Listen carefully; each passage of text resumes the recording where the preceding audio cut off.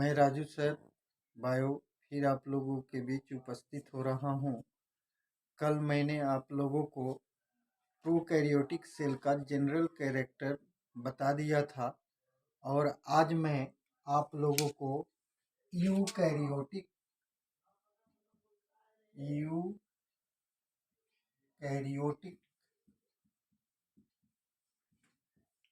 Cell का general character यानी GC means general characters आप लोगों को बताऊंगा। अब यहाँ पर आप लोगों को ध्यान देना है कि कल जब मैं आप लोगों को प्रोकैरियोटिक सेल का जनरल कैरेक्टर्स बता रहा था तो वहाँ पर मैंने बार बार एक एग्जाम्पल के रूप में बैक्टीरिया का नाम का प्रयोग किया था। आज उसी तरह यूकैरियोटिक सेल में जितने भी मल्टी सेलुलर प्लांट्स हैं,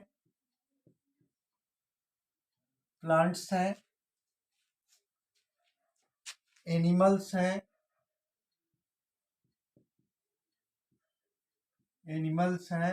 एंड प्रोटिस्टा है जो आपको यूकैरियोटिक सेल पाया जाता है। यानी multi cellular plant animals and protista जो है उसमें आपको यूकैरियोटिक सेल पाया जाता है। मैंने पहला इसमें सबसे पहले हम लोग जनरल कैरेक्टर में इस यूकैरियोटिक सेल का साइज को देखेंगे। यूकैरियोटिक सेल का साइज, तो साइज में क्या होगा 10 माइक्रोमीटर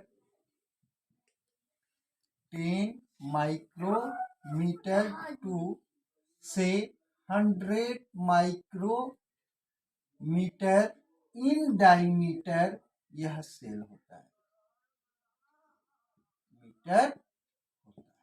सबसे पहला कैरेक्टर प्रोकैरियोटिक सेल में भी मैंने आप लोगों को बताया था 0.1 से लेकर 0.5 माइक्रोमीटर तक उसकी साइज होती है। सेम उसी तरह अब दूसरा बात है आप लोगों को बताएं कि यूकैरियोटिक चाहे प्रोकैरियोटिक या मेसोकैरियोटिक सेल जो है उसका कैरेक्टरिस्ट जो है न्यूक्लियस पर डिपेंड होता है। यानी यू मतलब यहाँ पर मीनिंग अगर हम समझ जाएं इस सेल का तो बहुत कुछ हम लोग समझ जाएंगे। यू मतलब क्या हो गया ट्रू और कैरियोटिक का मैंने पहले भी आप लोगों को बताया था कि कैरियोटिक जो टर्म है वो कैरियोन टर्म से आया है, कैरियोन टर्म से। अब इस कैरियोन का मतलब होता है न्यूक्लियस, समझिए गौर से। अब ये यूकैरियोटिक यानी ट्रू न्यूक्लियस, तो what is the character of true nucleus? True nucleus का कैरेक्टर क्या होगा? तो सबसे पहला कि जो यूकैरियोटिक सेल में जो न्यूक्लियस होगा उसके पास क्या होगा दे हैव न्यूक्लियर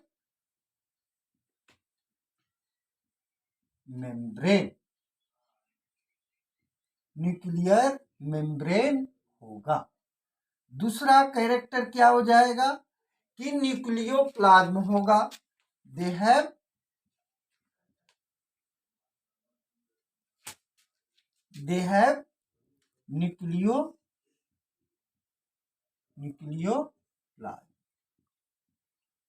प्लाज्म मतलब क्या होता है वाटर, यानी न्यूक्लियस के अंदर जो पानी नुमा मटेरियल्स पाया जाएगा उसको न्यूक्लियोप्लाज्म कहेंगे।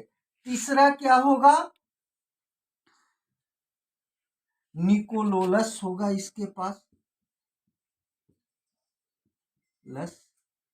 पास निकोलोलस होगा। अब प्रोकैरियोटिक सेल में मैंने बताया था कि न्यूक्लियर मेम्ब्रेन नहीं होगा, न्यूक्लियोप्लाज्म जो होगा वो सब साइटोप्लाज्म में ही घिरा रहेगा। ये सारी चीजें कल मैंने आप लोगों को बताया न्यूक्लियस। अब यहाँ पर न्यूक्लियस का ये बैकग्राउंड हो गया। इतना चीज अगर किसी सेल में पाया जाएगा तो वह सेल यूकैरियोटिक सेल या यू न्यूक्लियस कहलाएगा, यानी ट्रू न्यूक्लियस कहलाएगा। अब मैंने आप लोगों को बताया था इसके बाद कि इसका थर्ड कैरेक्टर यूकैरियोटिक का क्या होगा कि जेनेटिक मटेरियल क्या कैसे होगा। जेनेटिक मटेरियल, जेनेटिक मटेरियल क्या होगा? तो जेनेटिक मटेरियल में DNA, RNA and RNA both दोनों होगा। अब किस फॉर्म में होगा, कैसे होगा, कहां पर होगा, इस चीज को अब जानना है कि न्यूक्लियस में क्या होगा। न्यूक्लियस के सेंटर, अब थोड़ा ट्रू न्यूक्लियस का जो मैंने ये कैरेक्टर लिखा, अब इसको समझ लेना है। ये न्यूक्लियस है, ये न्यूक्लियस के चारों तरफ ये न्यूक्लियर मेम्ब्रेन है। यहाँ पर जो मटेरियल भरा है वाटर नुमा, इसको न्यूक्लियोप्लाज्म कहेंगे, एनपी कहेंगे। और जेनेटिक मटेरियल कहाँ होगा? यहाँ क्रोमेटिन के फॉर्म में होगा।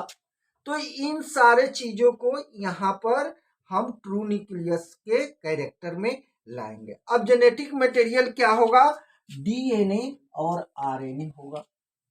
डीएनए आरएनए जो है, अब वो डीएनए जो है क्या होगा? डीएनए जो होगा वो लीनियर फॉर्म में होगा, लीनियर फॉर्म में होगा, फॉर्म में होगा। और उसके साथ क्या होगा? एंड हिस्टोनिक प्रोटीन होगा, हिस्टोनिक प्रोटीन होगा, हिस्टोनिक प्रोटीन होगा। अब इसके बाद जेनेटिक मटेरियल वहां पर प्रोकैरियोटिक सेल में कैसा था? प्रोकैरियोटिक सेल में सर्कुलर फॉर्म में था।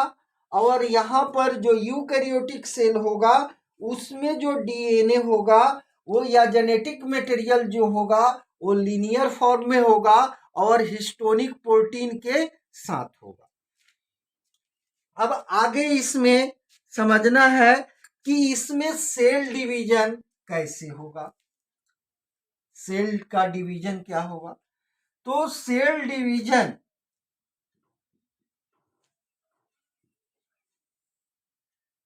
सेल डिवीजन जो होगा, सेल डिवीजन जो होगा mitosis and meiosis both process से होगा, इस दोनों प्रोसेस से होगा।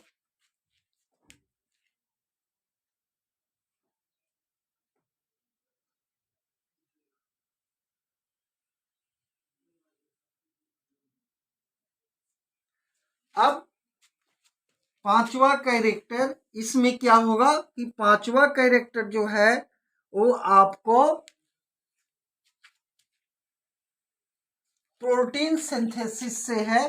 तो प्रोटीन सिंथेसिस से है, प्रोटीन सिंथेसिस से। तो प्रोटीन सिंथेसिस जो है ट्रांसक्रिप्शन,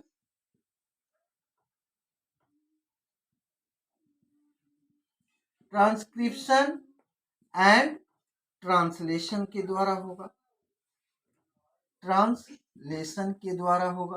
तो ट्रांसक्रिप्शन कहाँ होगा और ट्रांसलेशन कहाँ होगा? इसके अलावा प्रोटीन सिंथेसिस में और कुछ भी पार्टिसिपेंट होंगे जो कि हम आप लोगों को अभी ही बताऊंगा। तो ट्रांसक्रिप्शन और ट्रांसलेशन जो है, ट्रांसक्रिप्शन आपको कहाँ होगा? इस ट्रू न्यूक्लियस में होगा। कहाँ होगा?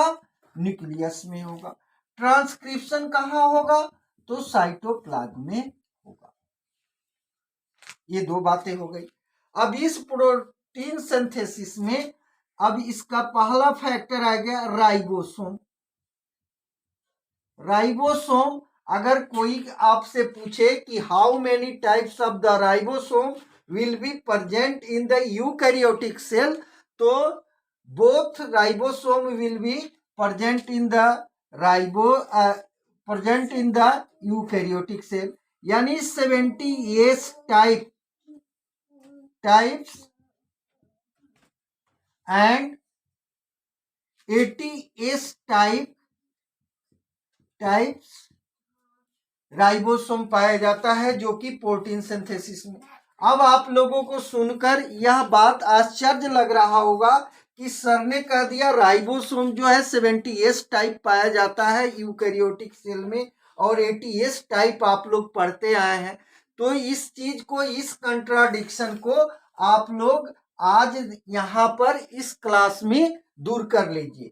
अब हम लोग बात करते हैं कि यूकैरियोटिक सेल में well defined cell organelles present होता है।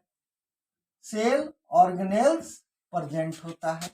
अब उसमें क्या है कि उसमें प्लास्टिड्स भी पाया जाएगा, प्लास्टिड्स, माइटोकॉन्ड्रिया। तो थोड़ा सा आप लोग अपने मेमोरी को कॉल कीजिए कि माइटोकॉन्ड्रिया एंड प्लास्टिड्स में जो राइबोसोम पाया जाता है वो 70 टाइप राइबोसोम पाया जाता है। तो मैं क्यों नहीं लिख सकता हूं कि यूकैरियोटिक सेल में 70 टाइप और 80 टाइप दोनों तरह के राइबोसोम प्रेजेंट होते हैं। अब इसमें वेल डिफाइंड सेल ऑर्गेनेल्स में ही दूसरा आएगा ER, इंडोप्लाज्मिक रेटिकुलम, जो कि प्रोटीन सिंथेसिस में भाग लेता है। तो ये बातें हो गई। अब यहां पर बात आती है सिक्स कैरेक्टर में। आइए, तो 6 कैरेक्टर में हम आप लोगों को बता दे रहे हैं कि रेस्पिरेशन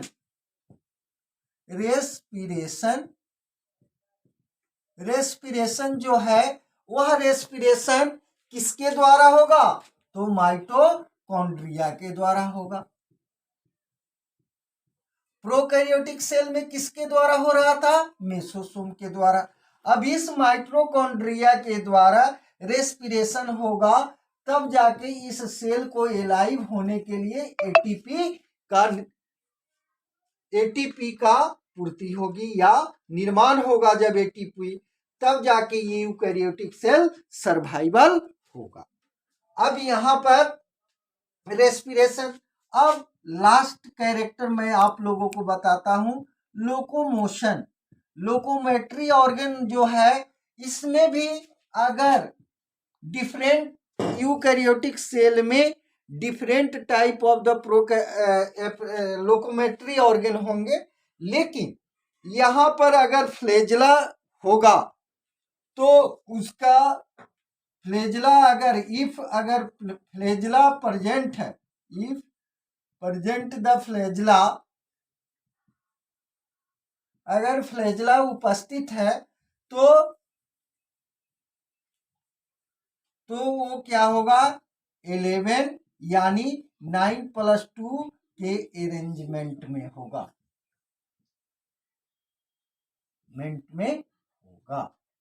तो यह सारी चीजें यूकैरियोटिक सेल और प्रोकैरियोटिक सेल।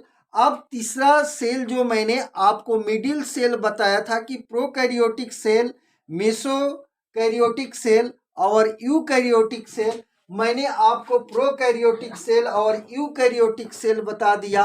लेकिन मेसो सेल जो है हम नेक्स्ट क्लास में आप लोगों को बताएंगे। बस आप लोगों से मेरा निवेदन है कि Raju sir my new channel Raju sir bio को आप लोग सब्सक्राइब करें, लाइक करें, कमेंट करें, और मेरे जो भी टीचिंग में जो भी आप लोगों को कंट्राडिक्शन हो उसको बेहिचक आप लोग मेरे पास कमेंट करें, हम उसको दूर करने का प्रयास करेंगे।